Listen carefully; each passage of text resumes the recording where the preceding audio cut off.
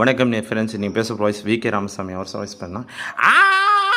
என்னாடி ஷாராதா, என்னாடி இது வீட்டை ஒழுங்கா சுத்தம் பண்ணணும்ல. ஏன் லக்ஷ்மி பாதி எங்கடா இருக்க? இப்பவே எனக்கு தெரிஞ்சு போச்சு ரிசல்ட். இந்த கடல் தாண்டி போனாலும் காக்காவை தான் சுடுவானா குருவிக்காரன். இந்த ஜன்மத்தை தான் உங்களை திருத்த முடியாது. இந்த ஆஃபீஸர் ஒரு வழியாக வந்து சேர்ந்துட்டார். அட யாரா இவன் ஓசியில் கூப்பிட்டா இந்த உரிக்காமலா திங்க முடியும்? என் பேராண்டி, நீ ஏதாவது பண்ணியா? கண்டிப்பா பண்ணிருப்ப. நீ முழிக்கிற மொழியே காட்டி கொடுக்குது பாத்தியா?